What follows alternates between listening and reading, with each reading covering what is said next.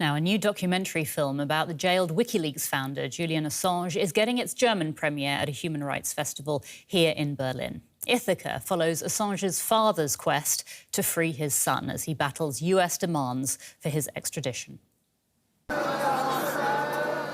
Supporters for Julian Assange gather in London to show solidarity.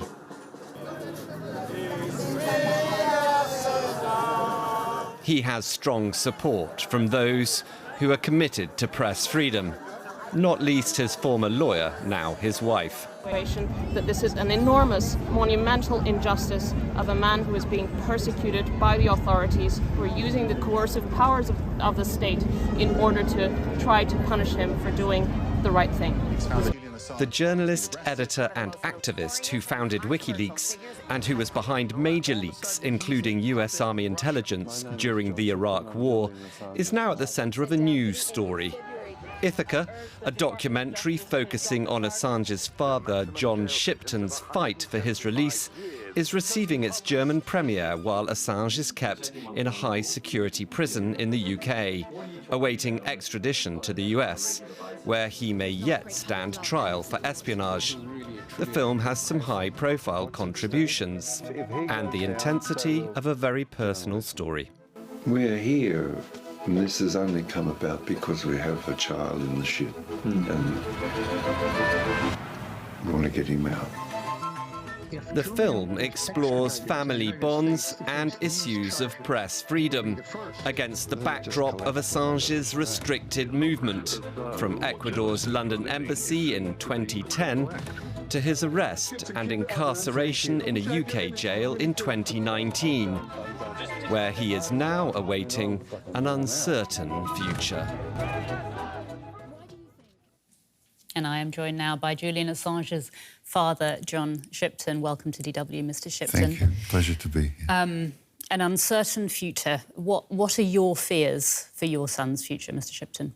Oh, that, he'll be extradited to the United States and face the rest of his life in a maximum security jail or die.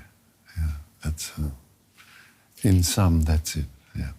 Can I ask you when you last saw Julian? August, we visited, and I'll go over this week and say hello. So from Berlin to London. Yes. Can you tell us about his health? How is his state of mind right now? Well, buoyed by, the reception that we're getting in Germany, and in particular Berlin. Those are events that reverberate into the jail. So you're by yourself 23 hours in a cell. What the support outside the jail is health-giving and uplifting. And so people write Julian letters, and occasionally we get a profile, for example. The most vigorous support in Europe comes from Germany. So that's very heartening, as you can imagine. Julian, of course, has a wife. He has 2 children. How often does he get to see his family? Usually twice a week, but during COVID they refused visits, of course, yeah. And Julian, I think, has COVID at the moment. As a consequence, there's no visits until the tests show negative. Yeah. Does he have a sense of hope? I gather so, because, he's still with us, and without hope we disappear off the earth very quickly, yeah. Both you and Julian are Australian citizens. Australia's Attorney-General Mark Dreyfus says that Julian's case has gone on for long enough, and he says that he is in what he's calling private talks with the Biden administration. Are you hopeful now of a positive outcome? Oh, very much so. The Prime Minister of Australia, Anthony Albanese, has said enough's enough. Mark Dreyfus, the Attorney-General, is acting on the matter, as is the Minister for Foreign Affairs, Penny Wong. So we expect a solution, particularly in taking into account the last election in Australia I characterise as an Assange election. 88% of the population in the latest poll want Julian returned to Australia. They want their boy home, yeah. As you mentioned, Australia's new Prime Minister, Anthony Albanese, he does appear to me much more sympathetic to Julian's situation than previous governments. But can I ask, still, are they doing enough? I mean, what would you hope for them to do in addition to what's happening already? Oh, well, you know, I would hope they ring me up and say, can you go to the airport and pick up Julian? That's my practical hope.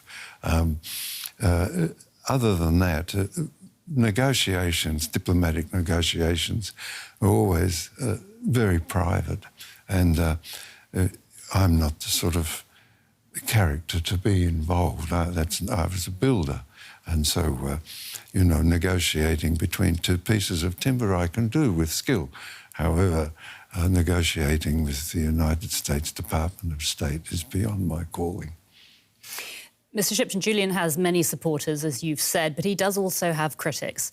What do you say to his critics who say that he's brought this on himself by trying to avoid justice, back when Swedish prosecutors wanted to question him on sexual assault charges? Oh, you know, Julian was in 7.5 years in the embassy. Professor Nils Melzer book outlined, he was the UN rapporteur on torture, outlined all of the circumstances that Julian was placed in. There's a conspiracy, or conspiring is a better word, between the United Kingdom Crown Prosecuting Service and the Swedish Prosecuting Authority to keep Julian in the embassy. I'll reiterate that. They conspired to keep Julian in the embassy. That's not my word, that's documents released under FOI. There had been, in the history of the Swedish case, 4 prosecutors, 9 years. It was the longest preliminary investigation in Swedish history. And finally, Julian took the Swedish Prosecuting Authority to court, and eventually the federal court in Sweden ordered the Swedish Prosecuting Authority to progress the case. Mr Shipton, we will have to leave it there, but thank you so much for speaking to us at DW.